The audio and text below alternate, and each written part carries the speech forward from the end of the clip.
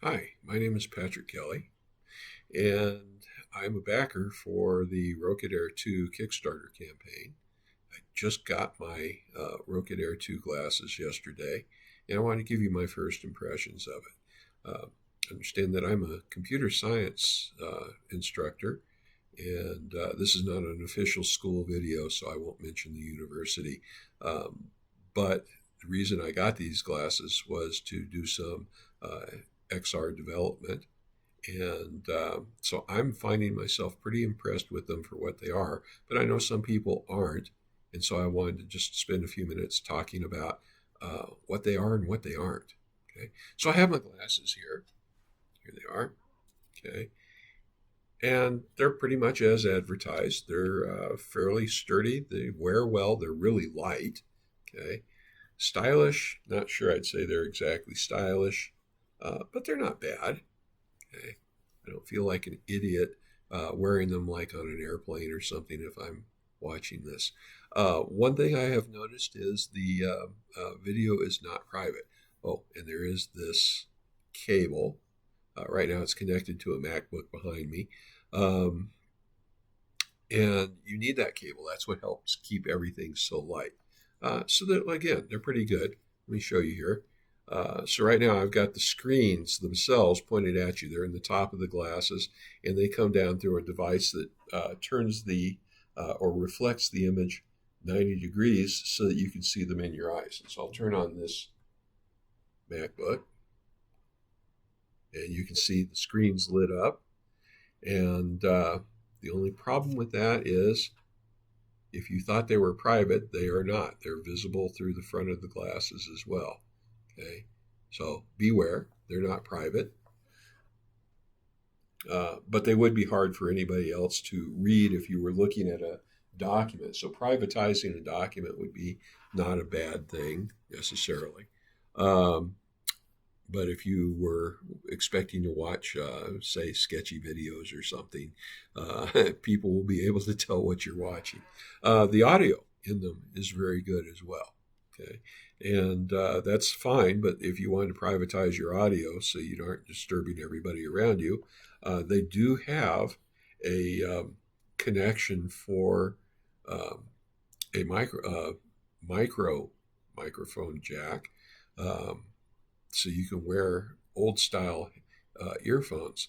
Uh, I'd rather have Bluetooth so I could use my Bluetooth earphones with them. But that's a minor nit. You know, it works, something that could be added later on. Okay, so these are the glasses. So let's talk about that a little bit. The glasses right now connect to everything that I've tried to connect them to that has a USB-C connection. So I connected them to that MacBook that I turned on just a moment ago. The video that I'm recording, or the device that I'm recording this video on, is a Windows laptop, and it connected with that just fine as well. Um, it connected with my iPhone through an adapter. The adapter was another minor disappointment. Okay. Um, the cable connecting to the adapter comes with the glasses. The cable that connected the iPhone is just the charging cable for it. So a fire charging cable to USB worked just fine. Um, but there was no charging cable for the adapter itself. And fortunately, I had both the cable and the dongle that attached to the wall from my Oculus Quest, and so that works. But it would have been nice to have at least the USB-C cable, if not the dongle. You know, and I can understand why they might not include that dongle because they don't know which country they're supporting. But the cable itself should have been included, in my opinion. Okay. Other than that, not bad. I was not able initially to view the user's guide, um, but eventually I found it. Um, they don't give you one; they just give you a QR code, and so I found it on my phone, and it was able to do that.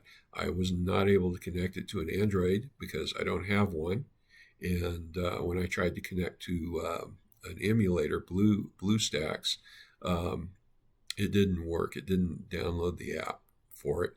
Um, and that's probably just because there was no direct hardware connection, is my guess. I haven't really had time to examine that yet. But the thing is that's the only app support there is for it right now. Is on the Android. So everything else is just a screen. Not, and I think that's the source of a lot of people's disappointment. But remember, this isn't a fully AR device. Matter of fact, you wouldn't expect glasses to be fully AR.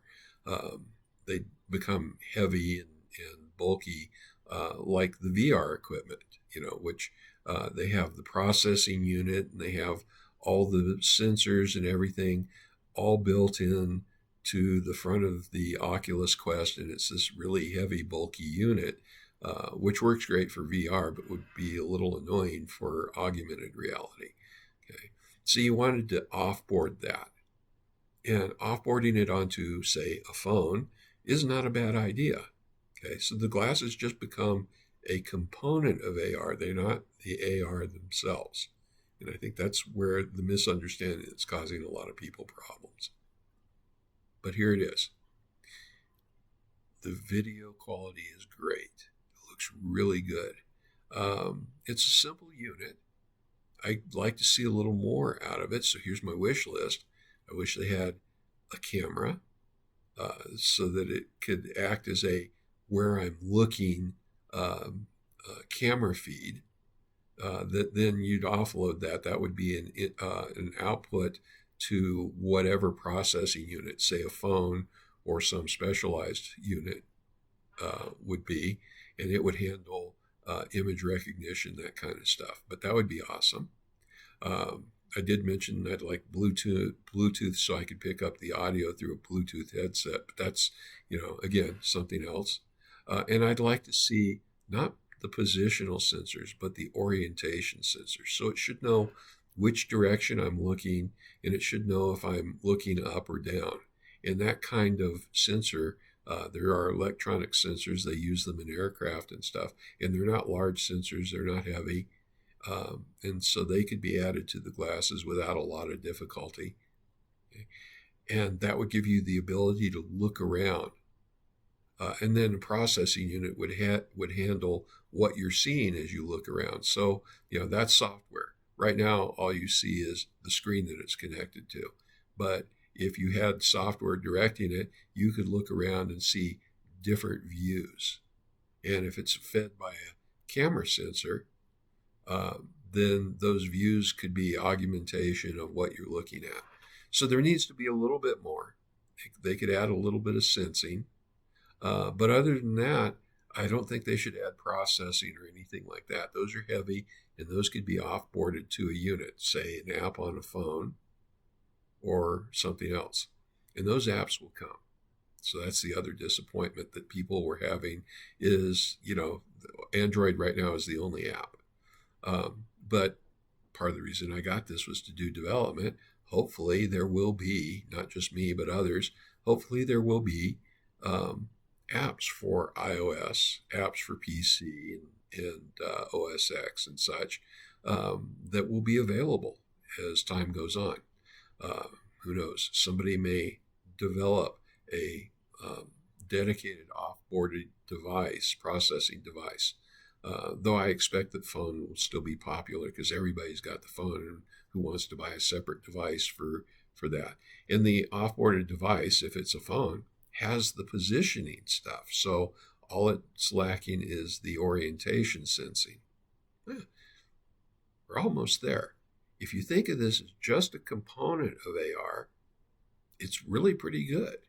If you thought it was going to be the entire AR unit, like an Oculus Quest is the entire VR unit, well, yeah, of course you're disappointed, and I understand that, but that's not what this device is. So hopefully with that little bit of perspective, you'll kind of, appreciate these glasses a little bit more, and with a little patience, maybe they will become part of an AR solution that you can actually enjoy. Okay, so anyway, that was it. Feel free to disagree with me. This is just my opinion, but I'm liking them so far. And I will probably post more once I start playing around with development with them to tell you what I think about the development suite. So anyway, that's all I have for now. Talk to you again.